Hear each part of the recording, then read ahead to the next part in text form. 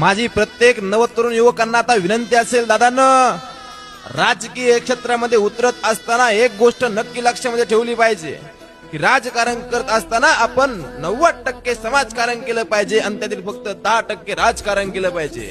हे 10% राजकारण करत असताना देखील एक गोष्ट ध्यानात ठेवली पाहिजे की आता मोठमोठ्या पुढाऱ्यांचा कार्यकर्ता म्हणून राहू नका, तर स्वतःच्या हिमतीवरती समाजकार्य करा, स्वतःचं पाऊल स्वतः टाका, कुणावरती अवलंबून राहू नका. का तरी राजकीय पुढारी 5 वर्ष तुमच्याकडून नाना प्रकारचे काम करून घेतात, नाना प्रकारची समाजसेवा करून घेतात आणि रात्रंदिवस तुम्हाला कार्यकर्ते गोळा करून वाढदिवस करायला लावतात, इकडे तिकडे पळायला लावतात आणि ऐन वेळेला नगर परिषद, नगरसेवक, जिल्हा परिषद, पंचायत समिती यासारखे इलेक्शन आल्याच्या नंतर ते तुम्हाला पाठीमागे सारून स्वतःच्या पोरांना आणि स्वतःच्या जवळच्या माणसांना पुढे आणतात. का तर गरीबाचं पोरग हे फक्त गरीबाच राहिलं पाहिजे.